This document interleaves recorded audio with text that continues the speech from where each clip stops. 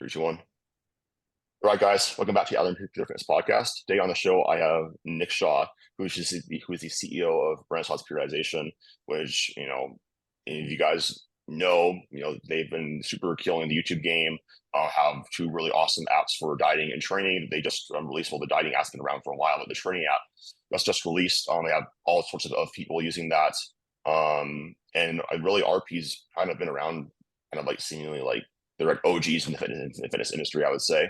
You guys know Dr. Mike, tons of reported content on their YouTube channel that's really been blowing up recently. And I think that Nick has also, Nick's kind of the guy behind the scenes, and that keeps everything going since he is the CEO. And also he's an IFBB pro. So not only, he clearly has a lot going on. So just wanted to really thank him for donating his busy time to come on the podcast and chat some things fitness.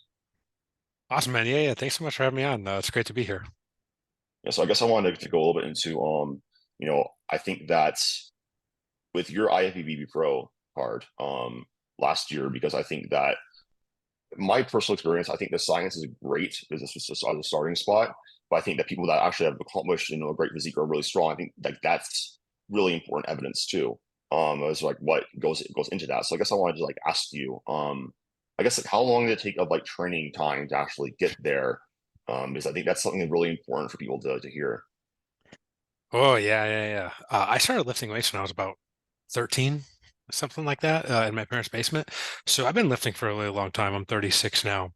Um, Probably I would say when I got serious about it was like 2007, something like that. So I've been like pretty serious for almost, man, this is gonna make me sound real old, almost 20 years. And I competed for a few years, competed a couple times, did not do very well, like in my early 20s. That was probably a good learning lesson. I kind of took a break for almost a decade, something like 9.5 years before I competed again a couple years ago. Just because RP was going on, I had a couple kids. I was like, man, I just something had to give, and competing in bodybuilding, powerlifting is entirely a choice, and we usually have to pay money for it and don't really make any money for it. So it was a pretty easy choice in that regard. But I think like just continuing to train. uh, I kind of tried to think about this. So let's say I've been training 4 or 5 times a week, pretty much, 50 weeks out of the year. What's that get you? So that's a lot of training sessions. Then you multiply that by essentially over 20 years. There's a lot of training sessions in there. And the reason I mentioned that is because I remember my first couple shows looking around at some of the guys when I was in my early 20s and just thinking like, how the hell are these guys so big and like so muscular?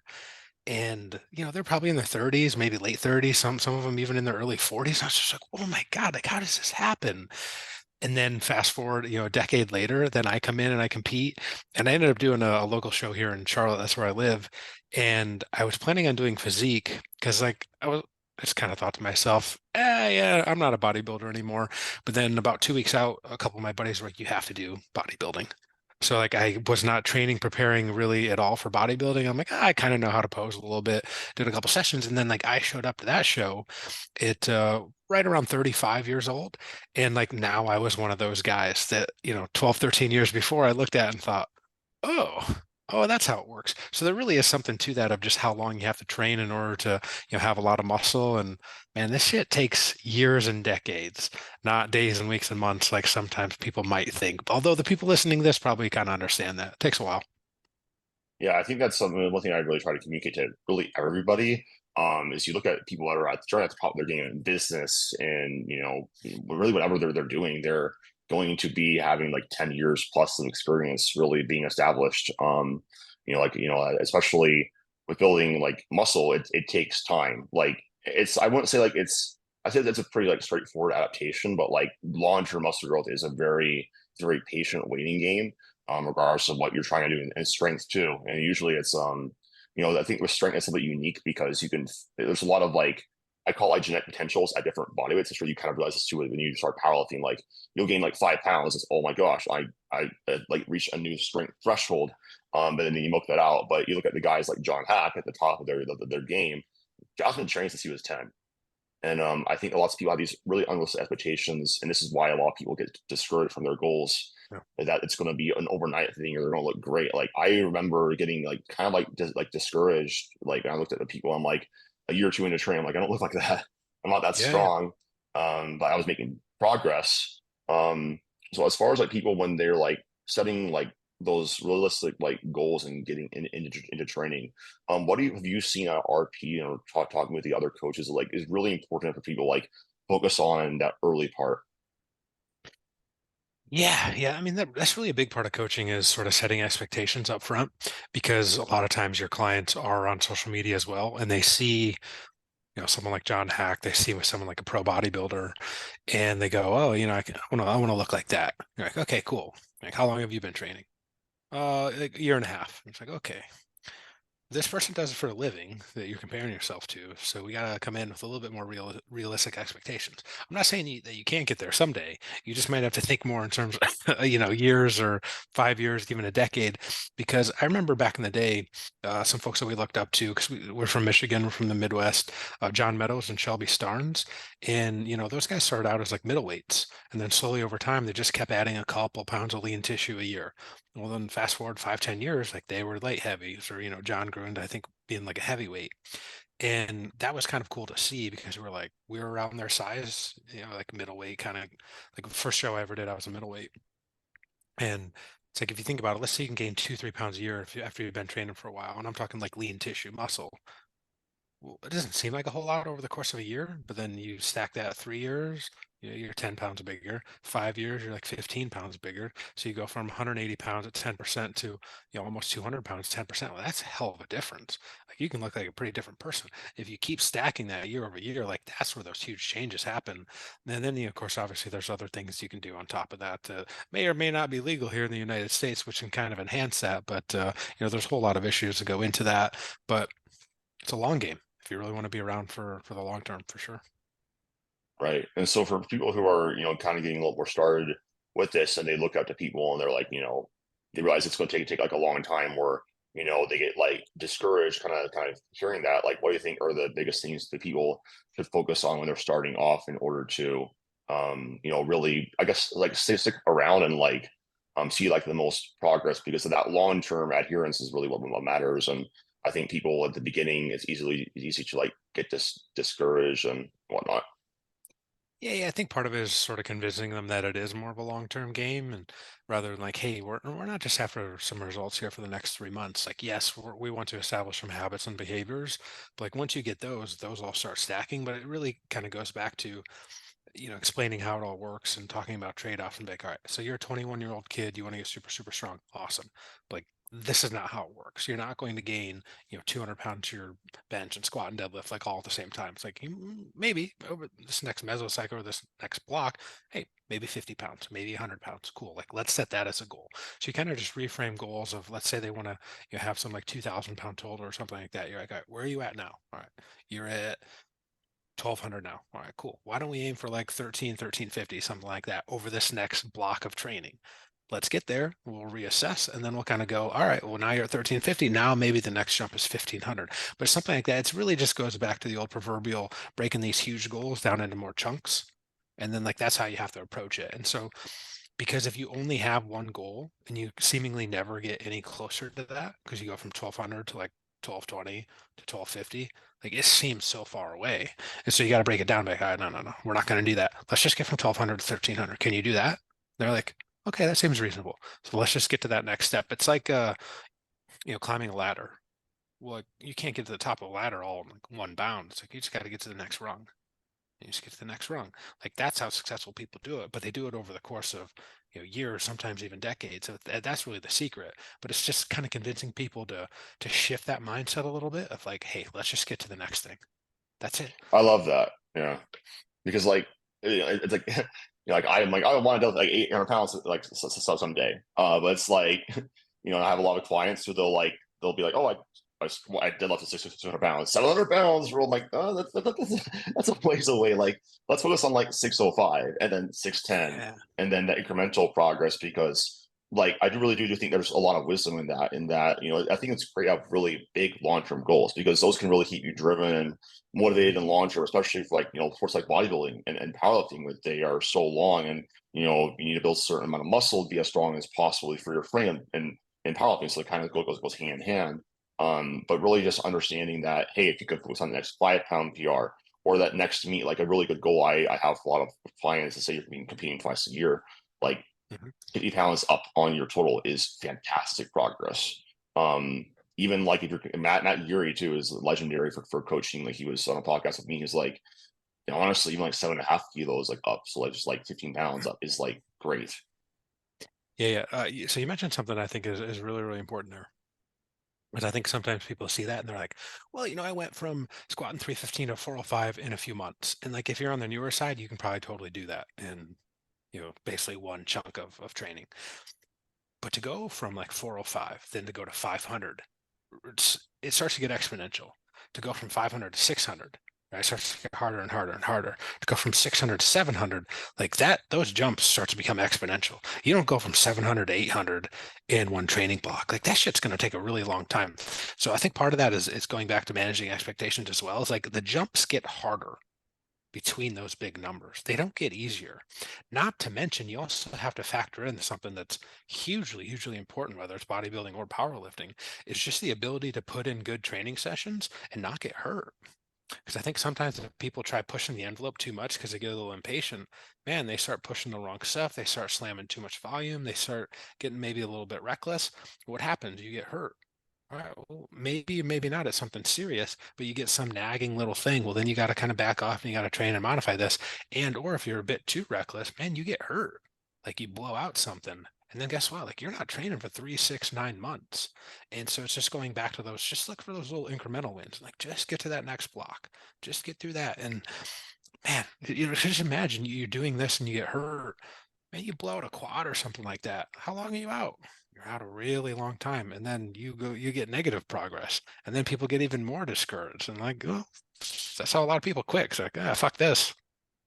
Yeah, especially because like with this sort of thing, like I think in bodybuilding, like in terms of like the training time, like I've noticed is like the exercise you can choose different ones. There's less of like a time commitment. Whereas like when you're getting like really strong and you have 700-pound deadlift, like your sessions take much longer because not only just take time to load up that bar and warm up, the recovery demand in between sets gets higher. So you can't just rest for 3 minutes and be ready to go again. But what you said about like getting hurt and doing too much volume and whatnot, this is something that I've changed a lot in my during history. I used to do like a lot of extreme volumes, and I used to think I would be getting more progress from that. And I've kind of realized a little bit more, like looking over like how slow adaptations really happen, especially like, past that new stage, and like reframing things is like, or like I'm just trying to signal my body this, but I need to have enough of a signal.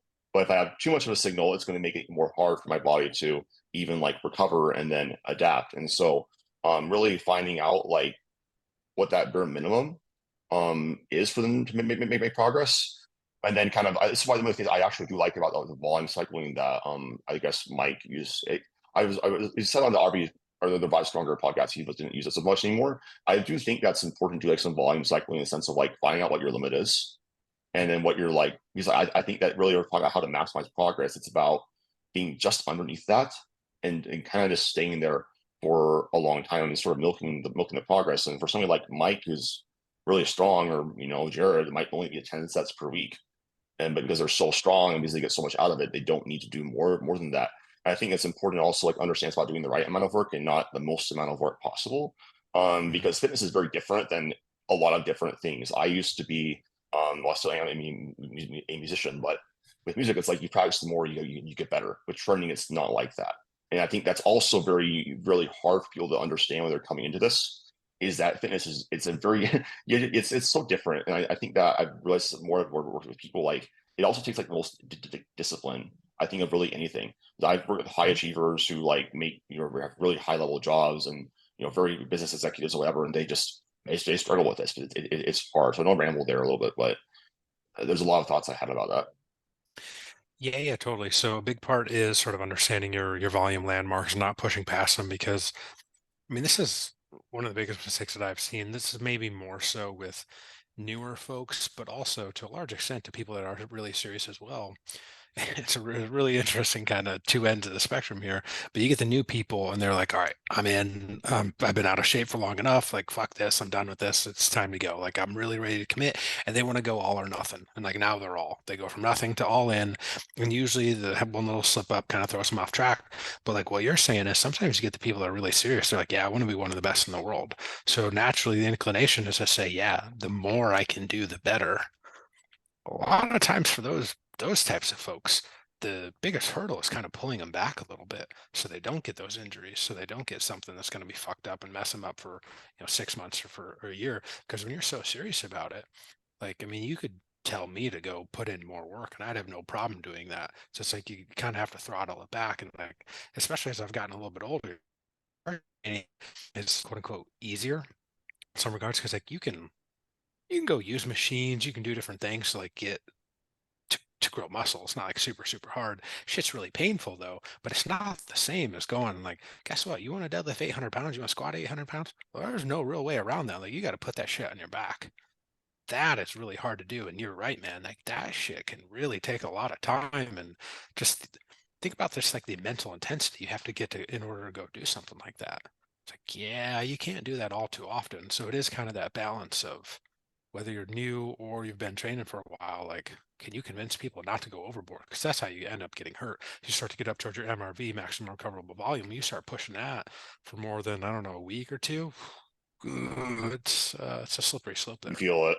Yeah. And that mental Yeah. effort's huge too, because like that's a huge part of fatigue, especially in powerlifting, is like Hmm. those looking at like the bar and like saying like, even like me, like I get excited when I see like a lot of plates on the side of the bar. I'm still like, okay, really got to focus here, else something Yeah. bad could happen. Whereas like with with some like it's like a leg press, I'm like, yeah, it's gonna suck, and I'm gonna have a different like demand, but like this is not gonna like crush me in the same Mhm. way a heavy squat is going to. And I think that mental effort is a huge part of that long term Yeah. sustainability too, because a lot of people, like, you can only white knuckle for so long, and willpower is a very finite resource. And having something be as automated as possible, and part of your habits is really where we start seeing people staying in shape for life, and training for life. And I think that that's hard for a lot of people to have that be their habit, because like again, it's so much easier to not, it goes in a lot of people's minds to not train, to not watch their diets, but Mhm. it's that long term the discipline that really adds up. Yeah. Discipline's a really hard thing. It's kind of simple in practice, but really hard to implement because the easier choices are to just, yeah, not go train or eat some junk food or whatever it is. And like, so powerlifting is really hard in terms of like just the raw intensity that you have to bring to training sessions. There's no real way around that. Bodybuilding is really hard in other ways because, whatever, in powerlifting, there's obviously some exceptions here, but kind of generally speaking, you can get done with a hard powerlifting workout. You go eat whatever you want. Yep. That, and that's cool. But like bodybuilding, sometimes you get done with really hard workouts if you're in the middle of contest prep, and like your reward is The treadmill. basically, yeah, and or to basically starve yourself the rest of the day, and you're like, fuck, this is really terrible. Why do people do this? I don't necessarily have a good answer for why do people do it, although you're probably just a little messed up in the head, I suppose, and I know I am. But there's something to that. Things are just really hard in different ways, and the training is absolutely hard, but that's 1 or 2 hours out of the day. It's like, what are you doing the other 22 hours out of the day? Like, that's what really makes bodybuilding so hard and so demanding. And yeah, I can totally see why people are like, I don't know if I want it that bad. They like the idea of it, but then in practice, they're like, nah, actually, I'm not okay with the trade-offs there. So it's again a little balancing act. That point about trade-offs you just made is a really important thing, because I'll hear the same thing, as a coach, like, oh, I want to look like you. I don't want to do what you do. I'm like, I train like 15 plus hours a week. Like, and I've been Mhm. doing this consistently for 6.5 years, and I've missed, Yeah. less than five training sessions. Like, and I think that lots of times people need to really look at like, okay, like what am I willing to sacrifice actually to get to this goal? Yeah. Because it's all about that. Because a lot of people like they just aren't willing to do it, and that's totally fine. You can have a great life and be in great shape and spend less time training. There's I think that a lot of people actually can have a pretty good physique, and Mhm. be very lean still without doing that. But it comes down to understanding what are the trade-offs of your goals, and are you willing to put in the time, the money, and the energy for 10 years to get there? Yeah, it's very much like that in, sort of business as well. Sometimes people only see the end result and they're like, oh, and plus, I mean, a lot of people are just selling a bunch of BS and just crazy stuff on Instagram. And so it's the same idea, right? Whether there's business or fitness, like people just kind of see some of the outliers and they only see some of like the quote unquote end result. And they don't see all the work that goes into it. And they're like, yeah, well, yeah, I want that. And you're like, okay, do you though? Do you really? When we break it down?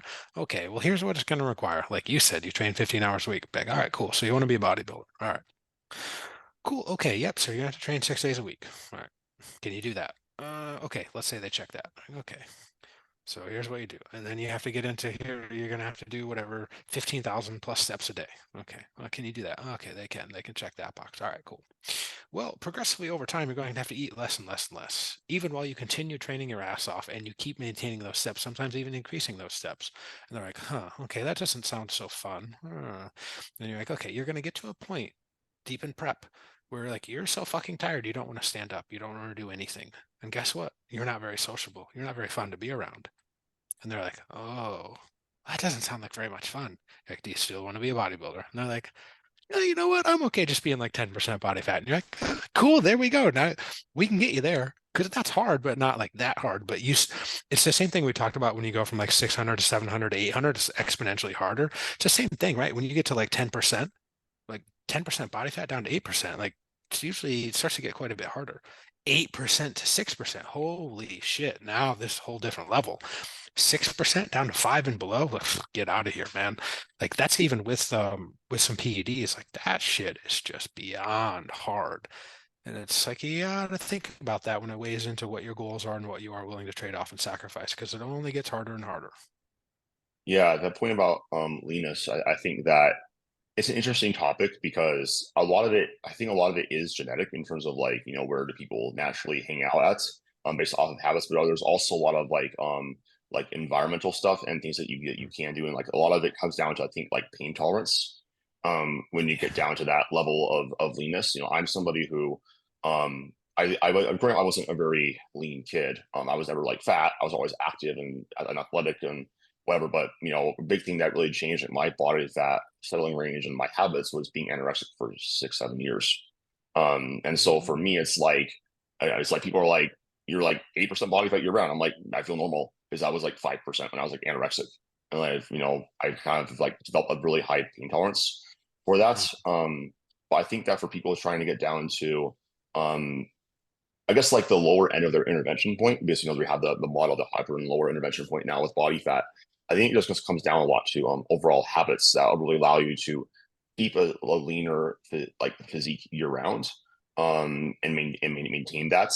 A lot of times, Mhm. if I'd say for most people, it's not worth like being below that because it's your quality of life gets so much lower. But Yeah. as far as like I guess like your tips as far as as you've gotten down to very very very lean several times, like what do you think are like the biggest things that people should focus on if that is like a goal they want to like actually push themselves to, like, can I get there? Yeah. A lot of it depends on where they start at, because what tends to happen, and I sort of asked some other people this, and I personally experienced this as well, but sort of with each subsequent diet phase that you do to get leaner. Now, so long as you don't go completely batshit crazy afterwards and blow back up and rebound up, it seems to get like just a little bit easier to get back to that point. So like if you go from 10% down to, whatever, 7, 8%, like that's where you end, and then you maintain up a little, like, so when you maintain, you're not going to be at your all-time leanness, so you're going to come up a little bit, and like that's normal. Nor do you want to be that lean, because then you're not really going to grow muscle, because it's not a very good state for it. But like when you get there once, it tends to be a little bit easier to kind of get back there, and then you can sort of push the envelope a little bit more. So I think a lot of it does go back to explaining the time trade-offs. Like, all right, so let's say someone comes to you and they're like 12%, and they're like, yeah, I want to get down to 6. You're like, okay, cool. Like, you're probably not going to do that over one diet. It's probably going to take a couple. Maybe you can go from 12 down to sub 10%. All right, it's not that bad, because like the more and more you push it on any given diet phase, the greater the chance for a rebound is as well. And like I've experienced that too, where I've just completely blown up. So I'm like saying this is, hey, don't make these same mistakes. But if you can get to a relatively lean point and kind of stay there, it sets the stage for the next diet phase to be a little bit easier.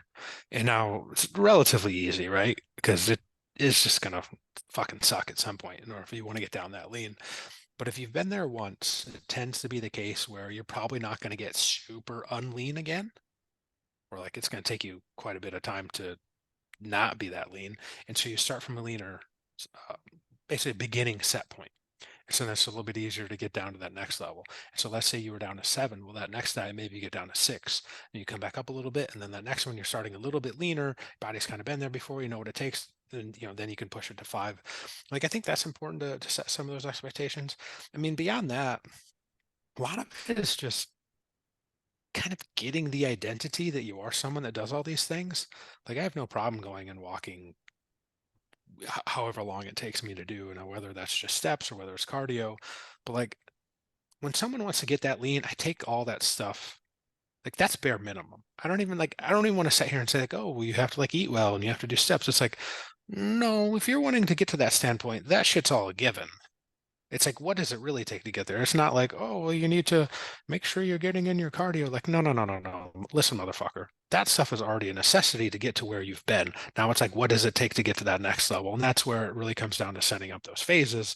And like each subsequent phase, you can go a little bit, deeper in terms of how lean you can get. I like what you said about like not getting down to like that ultra shredded state when you've never been there. Like basically, like if your leanest you've ever been is like 15%, and you look at like I would get clients sometimes that are like, I want to do a bodybuilding show, and I'm like, cool. How lean have you gotten down to before? And they'll send me over some pictures, and I'm like, you're like 15% at the very lowest here. Where you want to go is so much further than you're used to. I ethically cannot say like we can do this. You can probably get down to like 12%, get you down a little bit leaner, but like you're not going to sustain it, or you're going to like end up ghosting me and not being a client or whatever. Yeah. If you realize that like it's too much and you don't Mhm. want to do it. I think that second off, just having that mentality that you said, because it's going to suck. You have to expect it. It's kind of like water cutting. When I first started, like I did like my first few water cuts, they were like, oh my gosh, I think I'm going to like die.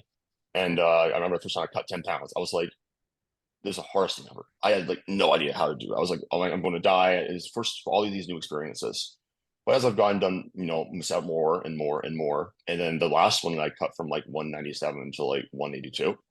And I was like, this sucks, but like it wasn't that bad because I had the expectation, I had the skill Yep. built in. And a lot of times, this is why you say you should have some really good successful fat loss dieting phase. You should have some really good prior habits before you even try getting down to that level of Venus. Because if you try getting down to 8% body fat and you've never, you are very inconsistent with your steps or your sleep, whatever, like you're not going to last or really make that as productive an experience as you can. Yeah, well said. There's always something to be said for experience. And if you've been around the block before, you know what it's like. You kind of know, okay, I know this is going to suck, which makes a huge difference in your mind. Because if you go in thinking, oh, this is not going to be that bad, and then shit hits the fan and it is really, really hard, your chances of quitting are quite higher. But if you go in and you're like, this is going to be very, very hard. So how I did it is I almost like I think the last contest prep I did was essentially 3 mesocycles. So it was like a 5 week block, 5 week block, 5 week block. And like you just kind of approach it, you're like, all right, I'm not going to pull out all my big guns for the first mesocycle. Like I can get down whatever those 6 8 pounds, no problem, just doing the basics. The steps, cleaning up your diet, all that stuff. It's not that hard. Great. Round two, I start to pull out a little more ammo. Like maybe I take my steps from a comfortable level to start pushing it, get up to 13, 14 a day, something like that. And I'm like, all right, Meso 3, I know I'm pulling out all the tricks. Every fucking trick I have, I'm pulling out. And that's where I'll push it up to 17, 18K steps. I know my food's going to be lower. And like you can start using more supplements at that point. But it's like you don't go in guns blazing when you're 15, 20 weeks out. Because it's like, what do you do beyond there? You don't, but that's something that takes a little bit of experience to figure out, and or you have a coach that's done it before and they go, because the temptation is like you want to start pushing the envelope right away. Contest prep day one, let's go. Like, okay, but you can lose weight pretty easy just from not eating junk food anymore like you were when you were massing and like just cleaning things up and all that. Any good coach is going to be like, we got plenty of time to push the envelope with all these other little secrets and tricks up our sleeves. We don't use those on week one. We wait until like week 12, week 14, week 16 to start pulling out some of those. But again, that goes back to expectations. And if you know that, I don't want to say I guess it is kind of comforting because you're like, oh, okay, well, I know that I can still pull this trick up, that I've got up my sleeve. And you're like, okay, well, I don't need to use it yet, but oh, it's nice knowing that I have this in my back pocket just in case. It's something like that. I think that's really key because like when you're talking about like trying to diet, I always frame it as like you're trying to lose to eat as much food as possible without Exactly. driving and not drive up fatigue super high. Because what the biggest mistake I see people make all the time is cutting, and they're like minus 1,000 calories immediately, and they added 5,000 steps, and they're like already down to like a super low amount of calories, and people don't understand like your body adapts to that. Like your body's metabolism is super adaptable, especially downwards. Less so upwards, but more from it depends on the person, but that's a big part of it. And like you're going to drive up your fatigue, you're going to drive down your thyroid, drive up your leptin, and really a lot of this is about like long-term fatigue management, especially when you have a more of a long-term goal, because you can push hard, like you said, but when you're putting out all those guns, it's like you're passing more willpower, that's more mental energy. You are expending Yeah. more physical stress on your body. Your cortisol levels are going to be higher. Your average going to go down. Like even the presence of like exogenous, supplements help out with your thyroid. You are going to have to take more thyroid medications. Your thyroid exogenous is getting more cut down. And really just understanding that like you shouldn't redline your body unless you have to. And even if you do it, it's for very brief periods of time, and then you back off and you don't do that because your body can't handle it. And I think that's a big mistake people make in general is people look at fitness as a very high effort thing. Yeah, it is at times, but most of the time it should just be like just something I do. It is at times, and that's the key thing because I hear people tell me all the time like different stories, like people that don't even compete, they're just like blasting amounts of gear, and I'm like, what the hell are you doing? Like, what? This is crazy. There's The there's a best part is time. they don't even look like they take anything. That's the crazy part, man. Because I have this like sort of working hypothesis, it's kind of something I've been coming up with recently. Like, I get it. Some people just want to blast. All right, right on. Respect. No, no, no, no. No, Sorry, I should not say respect. No, no, no. Sorry, that was wrong way to phrase that. Anti-respect, whatever. But like, okay, hey, to each their own, whatever. Like, hey, fucking, you do you. But like, if you really dial in your nutrition, I feel like that's worth about 250 milligrams worth of stuff. If you really dial in your training, and I'm talking like good, solid training, I feel like that's worth about another 250 migs. You get someone that can peak you for bodybuilding, the same probably applies for powerlifting as well in terms of like a proper peak and going into that. I feel like that's worth like 250 migs. Now we're at like 750 migs if you can dial in all this other shit and you don't have to go so crazy with blasting. And sometimes, man, people just they miss that because they just want to blast. And it's like your training is dog shit. Like what are you eating outside of the gym? Like clearly you must live at KFC. Like what the fuck?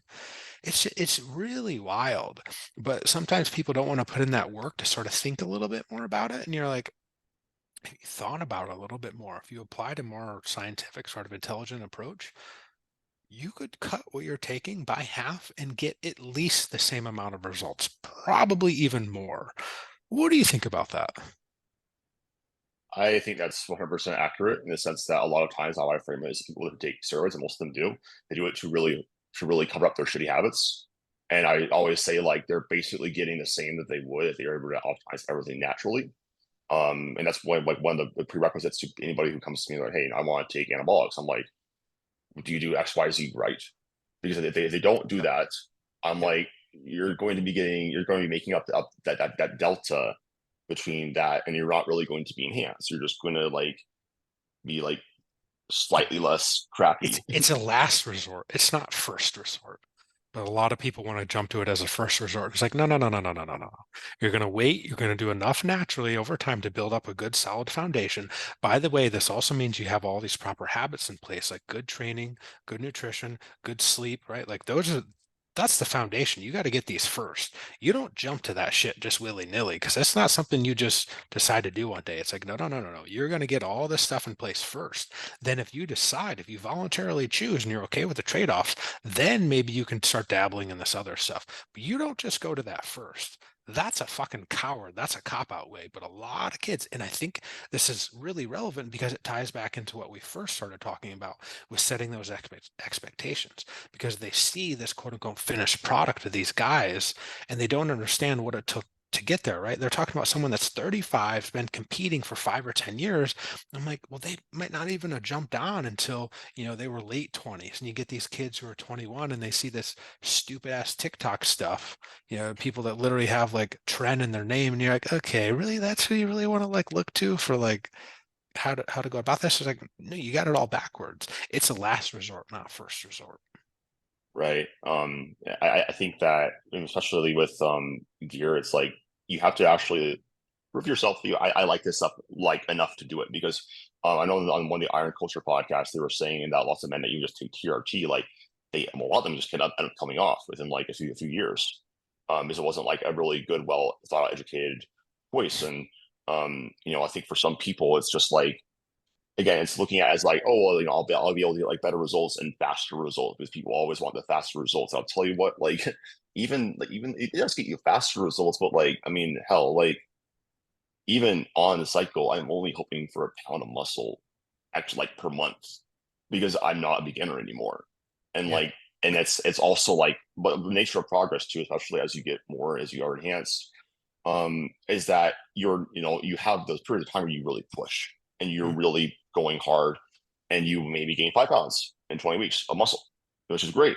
But then outside of that, you gain like one or two for Yeah. like, that for the next, however long you're off, say bare minimum 10 weeks. And then you push again, you're going to be more okay with like your performance ebbing and flowing and also your appearance ebbing and flowing. And I don't think a lot of people are mentally stable enough to handle that.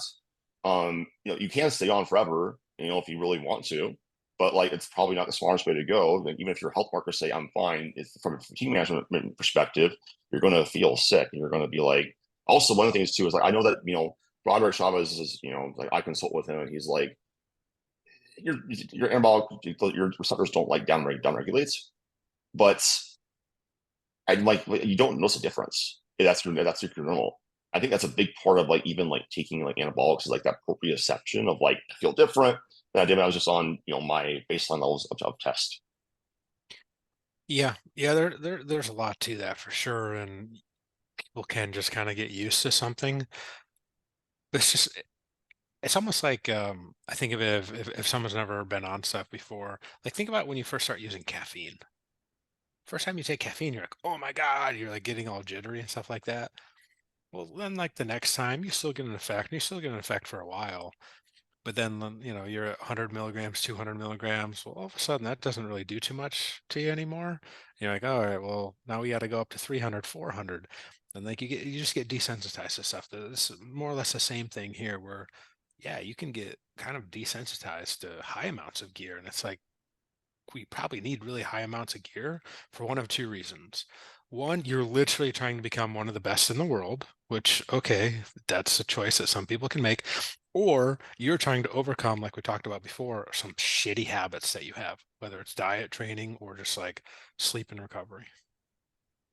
I think nobody likes to hear like the same thing over and over again. Like, oh well, we gotta like you gotta get your 10,000 steps in per day, like eat your fruits and vegetables, track your macros, like get enough sleep, like, train consistently, train hard enough, get stronger when during your workouts. But the reality is that like the reason why that still is, why most all the content I watch all the RP content. It's the same thing. Like I'm not like listening to someone. That's amazing new information. It's people need to be reminded more than they need to be taught, and 100%. that's really the wisdom with I would share with a lot of people with like content creation too.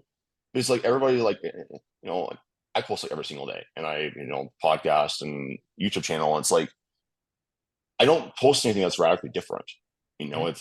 It's just myself. It's my own message, No, and it's me nobody does. reminding. Nobody does, right? No, Like nobody does. it's Yeah. the same shit, different wrapping paper. People need to be reminded from different people, and some people Mhm. buy with how other people like communicate a lot more. And I think that one of the biggest like things that RP's always done is not only have you guys been consistently having the same message for years, you guys consistently try to help people. And one of the things about people is, and one of my biggest things with business is like people can sense your intentions very well. If you're just doing this to make money, which there's a lot of coaches I hear about that are like, especially in powerlifting, I don't know what it is. I don't know if it's true in bodybuilding. I don't know what it is. It's like a agenda pop. You hear stories about people that leave their clients on like a message for like a week, and I'm like, bro, before I train, my inbox is down to zero.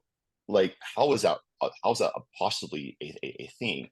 And if you are trying to just make money and just take advantage of people, you're not going to last in this industry. This is a cutthroat industry. You have to be built on Uh-huh. some integrity to last. Yeah, yeah. No, there's definitely I will say probably a couple things on that. It definitely exists in bodybuilding, and I'm sure it exists in like general pop fitness as well. I'm less familiar with that arena, of course, but it just goes back to a lot of that mindset of like, do you want the quick buck? Okay, you're not going to be around for very long, especially nowadays. And I think like over time, so when RP first started, we're going back like 2011, 2012, something like that. I think there was more of that kind of shadiness out there. There still is, but I think and hope, or at least maybe I'm completely biased and I only see like better coaches that, are interested in like RP's content. Maybe there's probably a little bit of a bias there, but I do feel like that's gotten a little bit better because I remember back in the day when I coached people and I would hear those same horror stories from like people that were now paying me. I was like, what do you mean people didn't respond to you? I'm like, I have to sit there and I scratch my head. I'm like, I don't, it didn't compute. I was like, God, I'm missing something. I must be missing something. It's like, no, they were just piece of shits. You're like, Yeah, oh, huh. Well, okay. Well, I can view that two ways. I can view that as like, well, one, they're giving the industry a bad name, and or two, oh my God, this is going to be so easy to outdo them because like the the standard is so low that all you have to do is respond to people, and like this is going to be the easiest thing in the world. And then you start to do that. Now I think there's a lot more of people doing a better job. I would love to get your take on that if you think the bar's kind of been raised over time. But like it is a cutthroat industry, and it's like, well, now that bar has sort of been raised, where it's like it's not just replying to people that is going to kind of keep you around. So you got to go a little bit more, and you got to try to do a little bit more, just because I think so many people have entered this space, especially like since COVID. What are your thoughts on that? I definitely think that as far as like the standard being raised, I think as far as like how people coach, like the best coaches, it tends to be a little bit more different. Like for example, with myself, I don't just do text messages. I just don't do emails. I do phone calls. I do Loom videos, check-ins. I am very personable with my clients. I coach in a way that requires communication. I need to be on my game 24/7. And clients come back to me, and because I'll have clients that might leave and they'll come back after having another coach. Like, oh my gosh, like I didn't know how good I had it. But I think that as far as like the standard being raised, I think that there's better high quality information out there. Mhm. People's bullshit detector is higher, but also tolerance for like being not treated well, especially with with their money. Like it's a very big thing. And I think one of the things too for me about that, just at a fundamental level, these people are trusting us with their bodies. Mhm. That's the most important, the most like personal thing, and that's a Mhm. responsibility I take extremely seriously. And if I have a client who's mentally unwell, that's a that's why I'm not a mental health consultant. I'm going to do everything in my power to help figure that out, and I'll let them know that like I care about them. And the other thing too about coaches, I don't think they actually get to know their clients on a personal level. Besides like, oh yeah, like my client Johnny, like he likes to lift weights. He has a 500 squat. He trains 4 days a week, and that's about as much as they know. Like I know the name of Mhm. my client's dog. I asked about their life. I asked about like, oh, how's school going? How's your career going? And that's why my client retention tends to be excellent, and why I'm one of the few fitness coaches that probably makes $100,000 plus per year. But that's been a lot of work on my end, and I've had to work like 60, 80 hours a week consistently because I love this shit and I want to. And my brand's kind of similar to yours in the sense of like I put out high quality information with really nothing asking in return in terms of helpful advice for people. People trust me and they'll Mhm. ask me for help and feedback. And I think that your brain is a big part of this too. And he's like, I think about if I think about fitness companies, I think about RP, I think about 3DMJ. They're like the two biggest ones I think of. And there's some powerlifting niches, but Sure. I feel like coaching is one of those things that if you are a good coach, you're going to last. And if you are Mhm. fundamentally doing the right thing, is you do need to have some sense of business, though. I will say that's a big thing. Like from right now, like you can't just be like thinking about for coaching, like you have to like be doing this for 10 years too. Like even me, it's like, I'll have very natural ups and downs and some months where I'm like, holy crap, I'm like, I'd probably, it's so over. But like you have to keep going, have that long term vision. Similar to like fitness, you're gonna have setbacks along the way, and if you expect that, and it's like one of the things that people do with fitness all the time is they get like a mild like, inconvenience, and even in business too, it's like, and they're like, they stop. It's not convenient for them anymore. I'm like, you can't do that. You have to keep going through. They expect the hard part. Like this is the hard part. This is this coming. You always knew. You always knew it was coming. And I think you can tell a lot about people's who they are at those points. Yeah, totally. I'm just making a couple notes. So yeah, yeah. So what you mentioned a lot about just sort of caring about people makes a huge difference. And I kind of always referred to this as what I thought was common sense.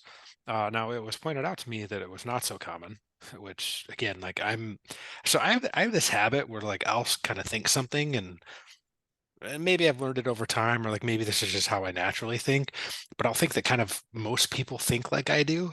And then it takes someone coming in, sort of like your experience when someone would work with you and then they go to someone else and then they come back and be like, holy shit, like, yeah, yeah, this is amazing. I can't believe I ever left. So I tend to be biased in the way that I'll think something is just very like, duh, common sense. And it's totally not the case.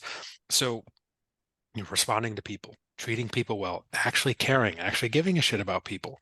These are things that I would take for granted. I think it's just like, well, this is natural. This is what it takes in order to like be in business. Well, that's not necessarily the case for a lot of people out there. And so like there was all this stuff that I thought was common sense that wasn't so common. It was really funny, and it took me a while to kind of figure out. I was like, what the fuck's going on here? I don't get this. Like, what do you mean to tell me people aren't responding? They're not doing stuff. They're just forgetting about people. And I'm like, this is wild. And it wasn't common sense to a lot of people. And yeah, that's really what I was going to say, because if I had to go back and do it all over again, like let's say RP didn't exist, I would offer higher ticket pricing and coaching, and I would just do such a good job from customer service, like you're talking Yes. about, Loom calls, hopping on Zoom calls and like just talking with people. Like you you said it is very hard, and I'm absolutely not arguing that it is very hard to like make six figures as a coach. But man, I think sometimes people think that it's maybe even a lot harder than it needs to be. It's not. It requires a lot of work. That part is hard, absolutely. But like beyond that, if you really care about people, and now again, you're not going to start with high ticket from day one, but you'll start at X amount. Probably might even have to do it for free to get some clients, get some testimonials, etc., and all that. But then you just start slowly raising your prices, and you just keep doing more, and you keep offering more, you keep giving out more value, like you said, like that's the way you're going about content. It's hard in that it requires a lot of work and it takes a long time, yes, but I don't think we're saying anything like doesn't require a PhD and knowing rocket science and all this. It's like, no, you just have to give a shit about people and you have to go above and beyond. It's like the expectation is here. It's like, what can you do to exceed those expectations? And like, that's what you want to do. You talk about the RP YouTube. Our strategy is basically this: we're going to give away so much free content that people are going to absolutely love it. You don't actually ever need to buy anything from RP if you wanted. Like, you could go learn everything you want on there. It's basically college education and like fitness and kinesiology for free. Like, people love that stuff. Now they love Mike. They trust Mike. By the way, he's also got the pizzazz. He's got the gift of the gab, which a lot of people don't have. So I think if you do want to stand out, there's probably two main things. One, you can try to be controversial, which a lot of people do. It's one way. I don't think that's a 100%. I don't think that's a viable long-term strategy. I think that will quickly go away after a while. Or two, you gotta have the personality. You gotta have like the humor, and like that's why people love Mike, because he's funny. like I've known him for almost 20 years now. He's just still the same person. People ask me like, is he like that in real life? I'm like, you have no idea. He's even more like that when he's not on the camera. So it's like it's not fake. It's super authentic. And that's really the big thing. Probably the biggest lesson that I've learned here the last few years with RP is like I think we tried being too generic and too vanilla for a while. And it wasn't until we kind of went back to like our authentic roots, like being more for hardcore people that care a lot about serious results. And by the way, just allowing Mike to joke. And like now when Mike and I do the podcast together, we're like all just making jokes back and forth and having fun, having a good time. People love that because people see the authenticity and they're like, oh, okay, like I can relate to these guys. There you go. That is people hire coaches, not coaching, and people work go with brands and companies that they vibe with. Yeah. Like that's I think that's They why it's trust. worked so well because that's we saw this is the same thing. Like we're all doing the same thing, but what makes you different? Yeah. It's who you are, how you communicate that information, Mhm. and like what you stand behind, like what your core values are. I think that's also very important as a coach is to like to sit down and think about what's my mission statement, what are my core values, and always come back to those too whenever you're in a spot where it's like maybe I need to do something, but it doesn't actually go with core values of my business. And but going back to what you said about it's not like charging higher ticket prices. Well, the process is similar to fitness where you start off slow and then you get some experience and then you get better and better at that skill and then you could be a better coach because if you're starting off you should not be charging more than like $100 a month because you don't have that skill. Then maybe you get better, you're charging $500+ per month because you have that skill, you're a better coach, you've accumulated more knowledge. Like Mike could probably charge like 10K a month bare minimum and get people that hired him, and he would need like two people like have a good income with, or even just like one person have a good income off of that. There's some people out there that do charge a really, really high ticket, and like there's a market for those folks. It's just now it's fewer and fewer people, of course, but it's like when you kind of learn marketing, like they always say you should have like entry level pricing. You should always offer something that's kind of like high ticket, high tier, because no matter how many people come into your funnel, it all scales, right? Like maybe you have 10 people coming into your funnel, right? They come into your individual coaching landing page and you've got whatever you charge $200-300 a month for coaching, and that's great. But you should probably offer something as well because let's say 10 people coming in, like there's probably at least one of those people that would make, oh, you know what? I want the higher thing. Now you start getting 10,000 people in. Now you have to scale it a little bit, but you can still offer that VIP. And now instead of one person, well, like let's call it like 0.5%. Like you're still getting, pretty decent amount of people. I can't do the math that quick in my head of, whatever Me a either. 0.5% would be, but like there's something to that. And you just kind of filter out to the people that want and value the services. Yeah, and like this last thing I wanted to say about that too. You said like going back to like your core values and like your roots with like you're like the person that you want to like work with. I think that's really important because I think like you and Mike, you guys have always been those serious like Yeah. diversity enthusiasts, and you guys are like there are definitely people like me out there. Let's actually go all in on that. You guys still out for like other content for like general fat loss and whatever, but most of it's like that nerdy like hardcore stuff, and like there's a big market for that too. And if you go all in, what's also authentic with that is like for me, it's like if I was to like try to just sell like fat loss coaching, like that's never been me. It's never something I've really struggled with. I was the Android breast kid that was had no confidence, was like depressed and ruined all my Mhm. relationships with my family. And lifting weights changed that for me. So my message is for people like me who want to have that that's Mhm. similar results, but doesn't mean I won't still attract people who are not like me, who Sure. vibe with like Yeah. my message. I think that's important. But Yeah, there's that core circle. There's still going to be other circles that kind of touch on that. Now, it won't be your main market, but you're still going to get some of those people still coming in. And here's the thing, like if you're like very niche down, it's a lot easier to sort of generalize. Like if you're someone that works with contest prep bodybuilders, it's very easy to work with someone that just comes in like, hey, I want to lose 15 pounds. You're like, great. Like that's easy. It's a lot harder. You can't go the other way. You can't go from general to super specific. You can be very specific and go very general because that's easy. All the same principles apply. You just scale it back. It's not as intense. Like, okay, you want me to get you to lose 10 pounds? Okay, easiest thing in the world. I know exactly how to do it, but you can't flip that around. You can't go the other way. So it's like that main circle that you have of people. There's going to be other subgroups off of it, and some of those will brush it, up on it. And there you go. You're going to get some people that are more general, and that's totally fine too. I love that point. Well, Nick, thank you so much for coming on. I really enjoyed our conversation. Kind of went all over the place, but I think it was a lot of fun. People wanted to follow you or get, with RP hypertrophy out, hire one of your fine coaches. Where should they head? Yeah, probably rpstrength.com is our website, and then at rpstrength is our main Instagram. And just go on YouTube and search Renaissance Periodization. Guarantee if you like anything to do with fitness, you'll absolutely love the YouTube channel. Dr. Mike's hilarious. Encourage you to subscribe there. Channel's absolutely blown up. Me personally, at nick.shaw.rp on Instagram. I'll make sure I include all the information in the show notes for listeners. And thank you guys for listening to this episode. I'll talk to you guys in the next one.